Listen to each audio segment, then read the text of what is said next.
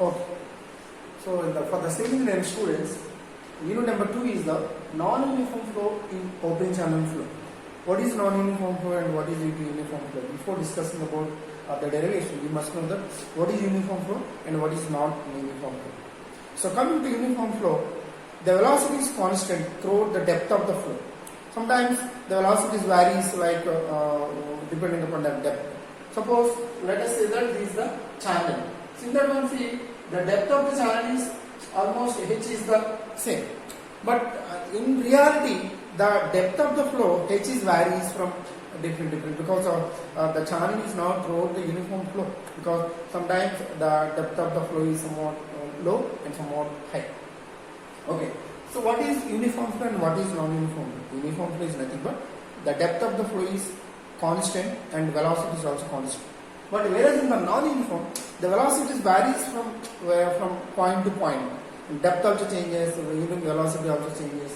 So that is called uniform flow and the non-uniform flow. And non-uniform flow can be classified into two types.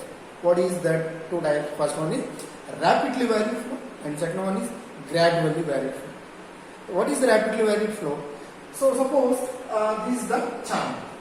In the channel, there is one abstraction here. There is a small, maybe a stone or maybe something like a small hill or like something like a clay rod like that. So then water touches here and suddenly falls here. So that is called rapidly varied flow. A sudden change of the flow and again falls down from these parts of ice to here. So that is called rapidly varied flow. And coming to gradually varied flow, there is one abstraction will be there, but the flow is slowly falls down like this. So that is the derivation for the equation for gradually varied flow. So there is one equation for gradually varied flow. So before discussing about that, you must know some notations will be there. First one is Z. Height of the bottom of channel above the diagram. See here, this is the Z. So this is the bottom of channel. So height of the bottom of channel above the diagram. And H is called depth of the flow and V is the mean velocity. And IB and IE is the IB and the slope of the channel bed. Here the IB is the slope of the channel bed. And IE is the slope of energy line. Here the slope of the energy line. Because when you take any open channel flow, in that one you can get three energies. What is that? Potential energy, kinetic energy and pressure energy. Or internal energy, external energy or pressure energy. Or you call it different.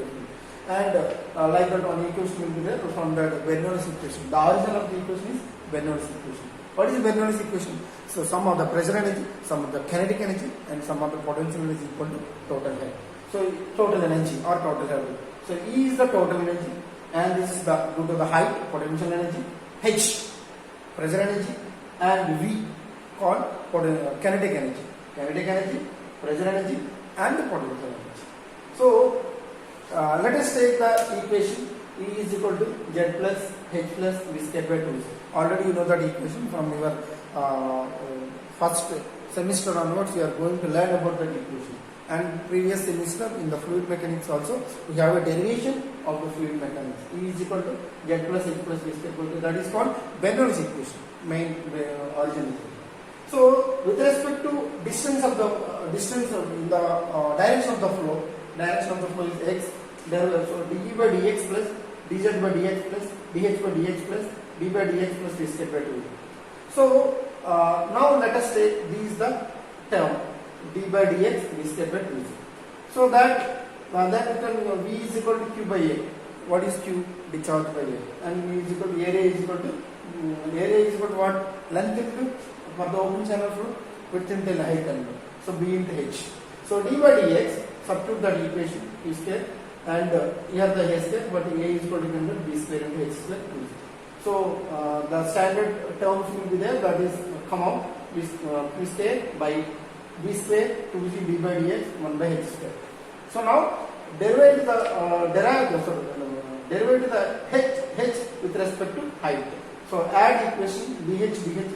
If suppose dh cancel, again you can get d by dx. So with respect to height and you can derive, then you can get q square by b square into 2z minus 2 by h cube dh by dx. And you need these terms. So because d by dx v square by 2 is equal to minus v square by d by dh by dx. So that is equation number 2. Now substitute equation number 2 in equation number 1, and from that equation du by dx, same equation dz by dx plus dh by dx plus v square by 2z dh by dx. So v square by 2z you can write as the minus v square by dx, and you can write. So then after substituting the equation, there is a common term dh by dx in both the equations, and so because you have to take the common, then you can get 1 minus v square by gh.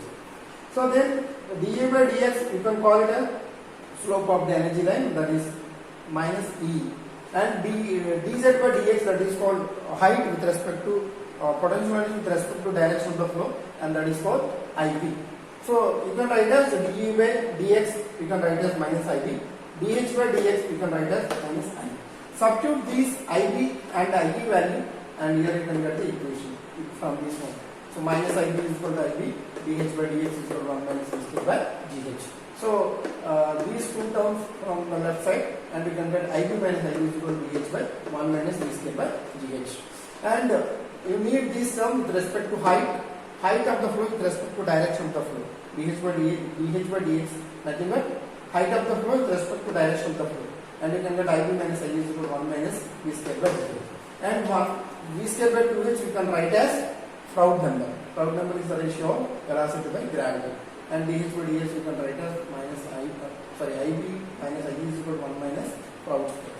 So then Froude number square. So dh by dx is nothing but variation of water level or depth along the bottom of the channel. So this is the equation of the final for the equation of gradually varying flow. Okay, thank you.